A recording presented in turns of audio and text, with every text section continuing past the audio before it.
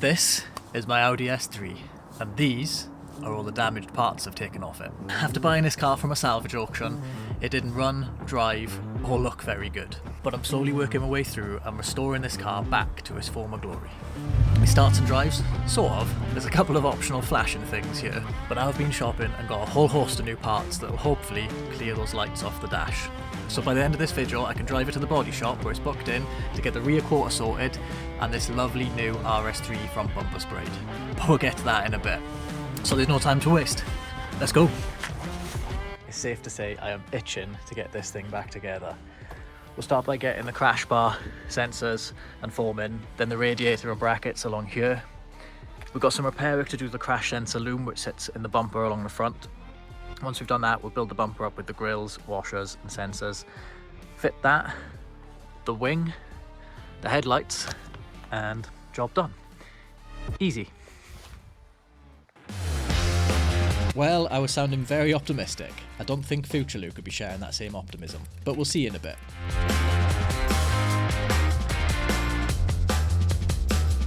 So first up, I got the jack back under the car, took the two bolts out that were holding it together, dropped the slam panel forward, and that allowed me to get the shiny new crash bar into place.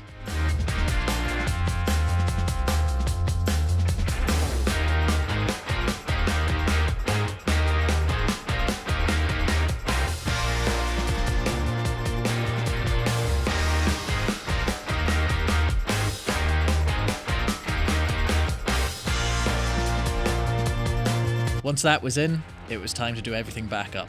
One thing I have learned whilst rebuilding this car is that if you have a 13mm, 16mm and a T25 Torx bit, you can pretty much take the entire front end off an Audi A3. And once they were tight, I slid those floppy rubber things back into place. Right, crash bar is on. Bolted up here, but the problem's here.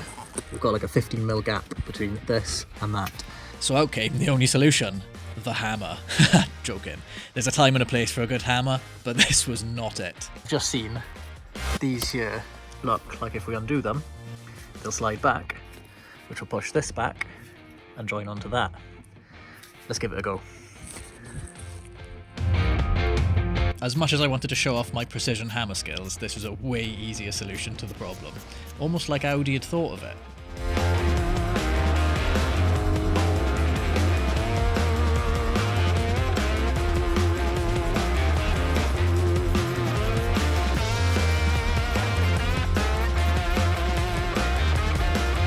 Then it was on to torquing up the bolts. I didn't have my ugga-dugga to hand, so 2 torques by wrist was just enough.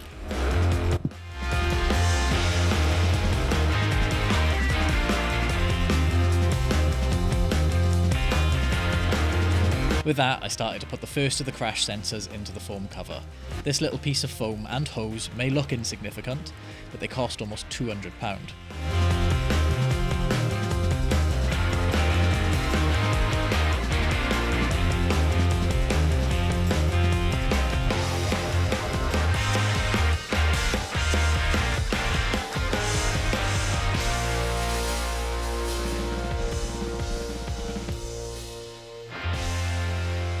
Once that was on, I slid on the breather pipes for the headlights and finished off the crash bar with its plastic covers. Until... well, I got a bit ahead of myself there. Started to put the light in, trying to get it all to fit. Looked down here and realised I forgot to put this bolt in, and the same on the other side as well.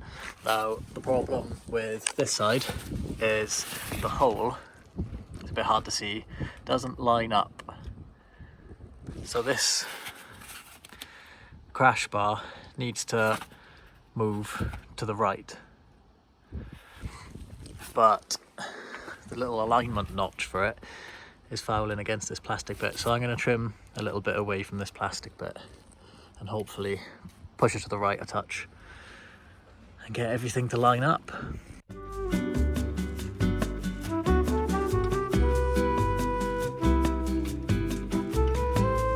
So it was time to do a bit of trimming. All of the chassis legs looked straight and lined up, so I think this was more of a badly manufactured crash bar rather than things being bent out of line.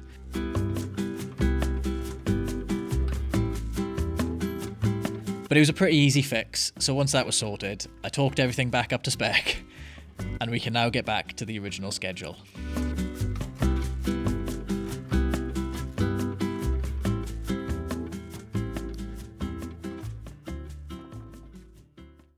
Now it was time to start building up the driver's side. First was this bracket, which will eventually hold the wing and headlight on, then onto the auxiliary radiator. This just gives a little extra help to the main radiator cooling the engine coolant. I really struggled to find one of these off an S3. This one's actually off a Mark 7 Golf R, as both the R and S3 share the same engine and running gear.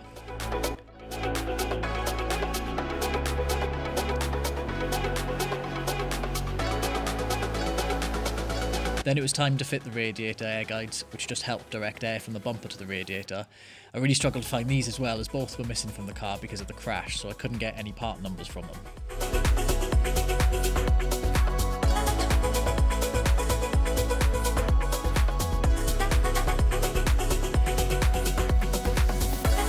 And then it was time for the front wing. I decided to buy a new one as I couldn't find any that matched the colour of the car, so I would have needed to get it sprayed anyway. Because it was new, it came in 3 separate pieces, with the brackets needing to be riveted to the wing. Right, never done something like this before, so I'm gonna give it a whirl.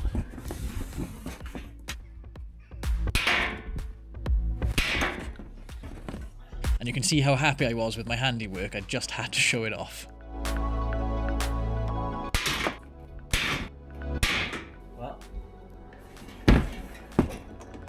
One wing. Once I had finished patting myself on the back, it was time to get it fitted. Now it's starting to feel like it's coming together a bit. Got the wing on, got it bolted up here and here. Need to get a bolt in here. There's a bit of adjustment to do to get these panel gaps right, all the way down here. Get those bolts to line up properly. That one and that one, which they look way out. And then there's 2 at the front here as well, which is out, but I mean, this is the thing with rebuilding cars which have been in a crash, nothing's going to line up properly. So let's get to it. And this is where YouTube doesn't actually show the full picture. What you're seeing is a small clip from around 4 hours of me slowly adjusting each bolt so I could get the panel gaps lined up properly. It really did test my patience. Oh, I'm happy with that. Well happy.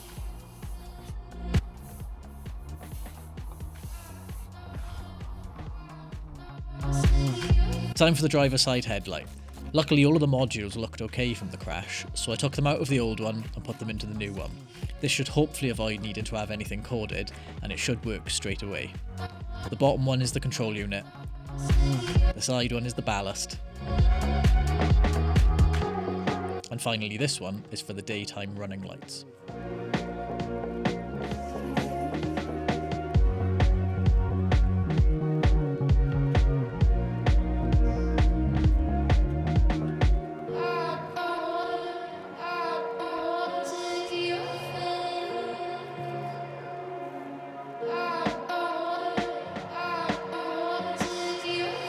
And once that was in the car, it was time to check.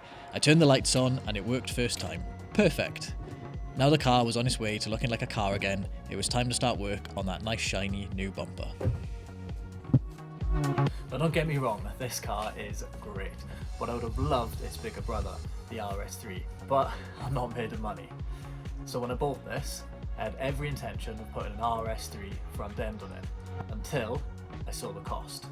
I would have needed the bumper and both the wings as they're ever so slightly wider on the RS3. However, just those parts, you're looking at around $2,000.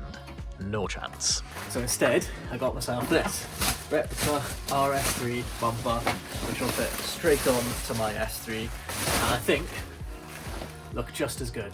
Now we just need to get this built up with the parts from the old bumper, like the washer jets, parking sensors, crash sensors, wiring harness. First off, we need to repair the wiring harness because in the crash, the driver's side parking sensor and crash sensor were ripped off.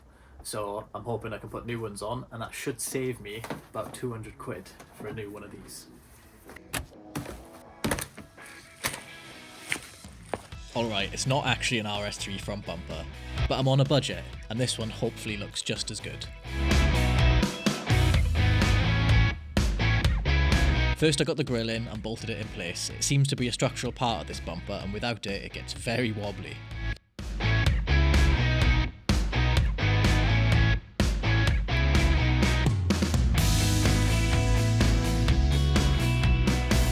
I then started putting all the gloss back trims in to check if everything lined up correctly.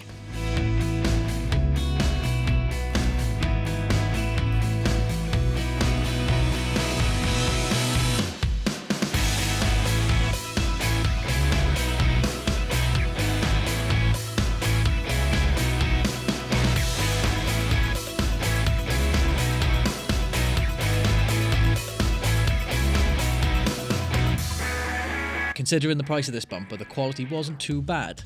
Some parts went in pretty easily, but a few needed a bit more persuasion. Just like this bit. And there's no flex in it whatsoever. So that's just fallen off. Well, that was the bit that was stopping me. So that should fit in now. That was hard work.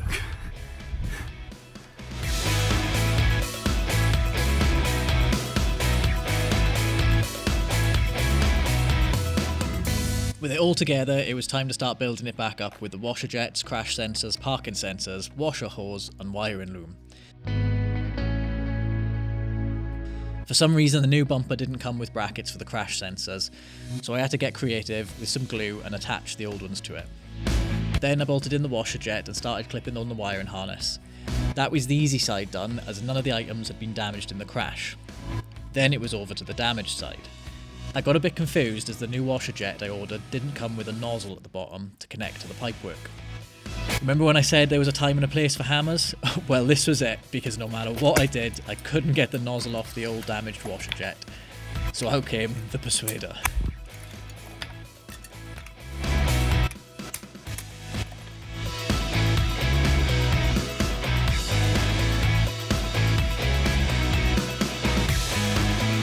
Once it was off, I got it fitted to the new one and screwed to the bumper.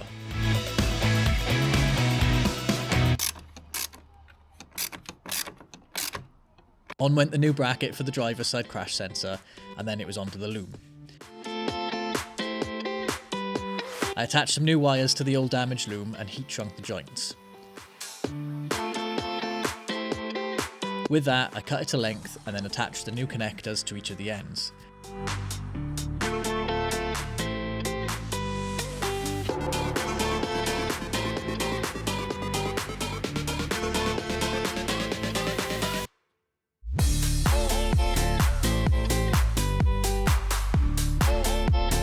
After a bit of cloth taping, it came out looking almost like it did from the factory. Pretty good if I say so myself. With that fixed, I plugged it all in and added the washer jet covers to finish it off.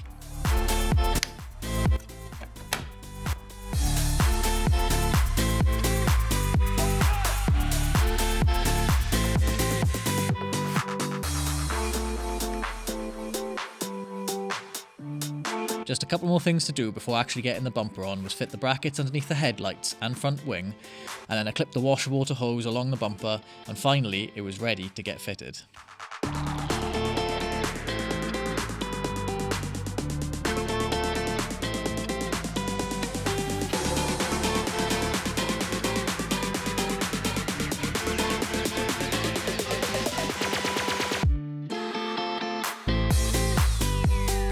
I was really worried about this being a replica bumper and not fitting properly, but after some adjustments, everything seemed to be lining up perfectly.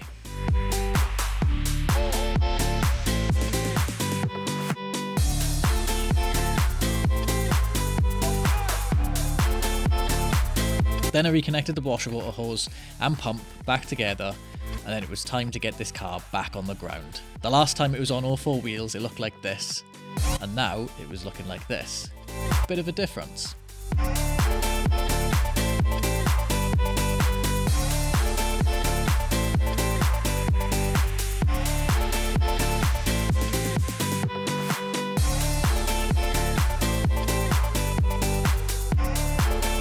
there was no time to waste now, as I had to get this car driving and off to the body shop.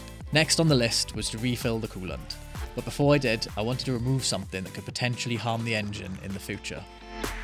Now the aim of the game is to get that silicone bag out of there, because it can break down and leave this little silicone balls to come out of there and go into the engine and the heater matrix and clog it all up, which we'd rather avoid.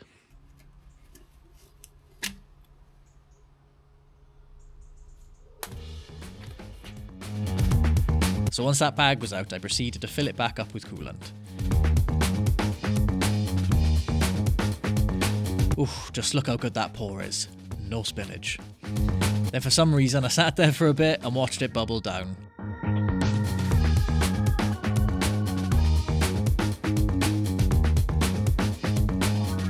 So while that's bubbling away out there, moving all the air out the system, just checking in here and seeing what lights we've got on the dash. The caution sign's gone, which I think is the low coolant temperature. The heaters are on full blast. Cold air coming out still, I think. Yeah, cold. So once that starts getting warm, we'll know the air's out the system and the coolant should be bled. Bleeded. Bled. Bled. And once the coolant was bledded, it was time to finally clear those warning lights. After all this hard work, surely there was light at the end of the tunnel. But it just wasn't meant to be. After a long time of clearing fault codes and resetting things, I was still left with this one big problem. Oh, there's no power steering.